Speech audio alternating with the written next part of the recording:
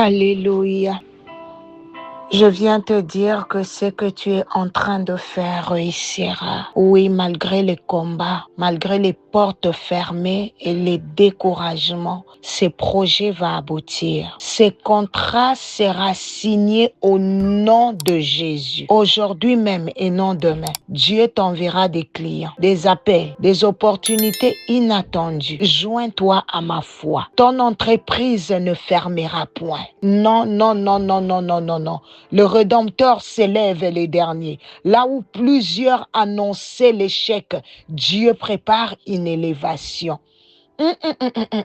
Quelqu'un viendra te faire une proposition. Ne méprise pas cette porte, car Dieu peut passer par cela pour te bénir. Reçois et ouvre ton cœur. Oh, ce mois est un mois de grâce. Un mois de restauration, un mois de Pentecôte. Que le Seigneur restaure ce qui était perdu, ce qui était bloqué, ce qui semblait impossible au nom de Jésus. Et toi qui pensais avoir tout perdu, même tes notes à l'université seront retrouvées. Continue d'avancer. Ne t'arrête pas maintenant, car Dieu agit déjà en ta faveur. Alléluia. Je sens la grâce être libérée dans sa présence. Souffle, Saint-Esprit. Quelque chose se débloque. Les fardeaux tombent et Dieu renouvelle les forces de ses enfants. Thank you, Lord. Thank you, Lord. Dans sa présence, il y a la paix. Sans cette paix, la restauration et une nouvelle espérance. Que cette grâce t'accompagne aujourd'hui et ouvre des portes que personne ne pouvait ouvrir. Une multitude de gens vont témoigner de sa grandeur. N'oublie pas de nous envoyer ton témoignage. Quelque chose se passe. Il y a une bonne nouvelle qui arrive. Un témoignage, un appel. Une réponse que tu n'attendais plus. Dieu n'a pas oublié ton nom, ni tes prières faites dans les secrets. Même après les larmes et les combats, le Seigneur prépare une surprise en ta faveur. Reste dans la foi, car ce qui arrive apportera la joie, la paix et la reconnaissance envers Dieu. Oh, j'aime ta présence, Seigneur. Merci Jésus. Bien-aimé, il y a des saisons dans la vie où l'âme est mise à l'épreuve. Des périodes où tu aimes Dieu sincèrement, mais où tu sens une pression inhabituelle contre ta vie spirituelle. Tu pries, mais certaines pensées reviennent sans cesse. Tu jeûnes, mais le combat continue. Tu veux rester pur devant Dieu, mais tu sens qu'il y a une lutte intérieure permanente. Parfois, la bataille dure des jours, des semaines, même des mois. Et beaucoup pensent que parce qu'ils traversent ce genre de combat, cela signifie qu'ils sont abandonnés de Dieu. Non, même Jésus a connu une saison d'affrontement spirituel intense. Le Saint-Esprit l'a conduit dans un lieu de preuve. Et pendant 40 jours, il a été confronté aux attaques du diable. Cela veut dire qu'il existe des moments où Dieu permet certaines tensions spirituelles afin de fortifier notre caractère et notre dépendance envers lui.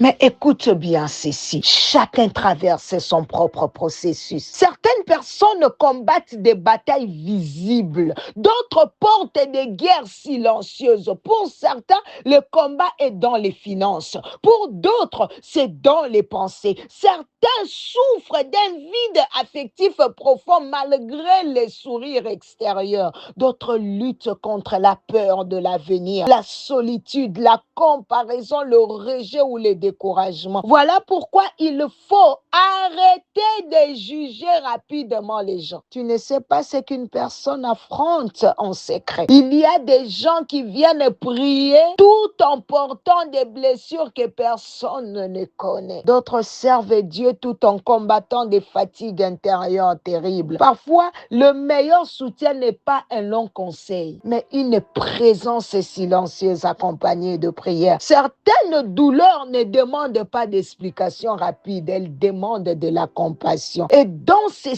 saisons difficiles, fais très attention à ne pas perdre tes convictions spirituelles. Ne laisse pas la souffrance changer ton identité. Ne laisse pas les blessures t'éloigner de Dieu. Ne laisse pas la frustration détruire ta communion avec le Saint-Esprit. Alléluia. Car souvent dans les moments de pression, l'ennemi cherche surtout à attaquer ta confiance en Dieu. Il veut te faire croire que Dieu t'a oublié. Il veut te pousser à parler contre Dieu, à abandonner la prière, à retourner dans les anciennes habitudes. Mais bien aimé, reste attaché à la parole. Même quand tu ne comprends pas ce qui se passe, continue de croire que Dieu reste souverain. Même quand tout semble bloqué, continue de prier. Même quand tu n'as plus de force, accroche-toi encore à Jésus. Car il y a une différence entre quelqu'un qui sert Dieu quand tout va bien et quelqu'un qui continue à l'aimer même dans le moment incompréhensible.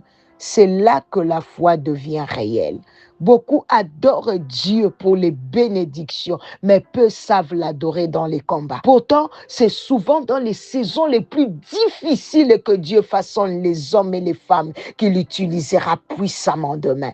Alors refuse de devenir amer, refuse de devenir froid spirituellement, refuse de laisser la douleur transformer ton cœur. Continue à dire, Seigneur, je te fais confiance, même si je ne comprends pas tout. Je resterai attaché à toi malgré les combats. Je ne laisserai pas cette situation voler ma foi. Je tomberai peut-être parfois, mais je me relèverai encore. Bien-aimé, Dieu ne cherche pas de croyants parfaits. Il cherche de croyants persévérants. Des hommes et des femmes capables de tenir ferme malgré les vents contraires. Des personnes qui continuent à prier même quand les réponses tardent. Des croyants qui gardent leur cœur pur dans un monde compliqué. Je déclare ce matin, cette saison difficile ne t'achèvera pas. Ce combat ne détruira pas ta destinée. Ce que l'ennemi voulait utiliser pour te décourager servira finalement à fortifier ta foi. Tu sortiras plus mature, plus fort, plus proche de Dieu et plus rempli du Saint-Esprit au nom puissant de Jésus. Que mon Dieu vous bénisse. J'aimerais vous informer que nous n'avons pas encore repris les nuits de prière.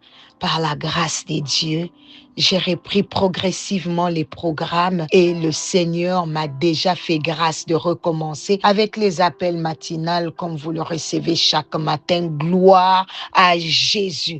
Concernant les nuits de prière ainsi que les séminaires, toutes les informations vous seront communiquées au moment opportun. Merci pour votre patience, votre amour, vos prières et votre fidélité.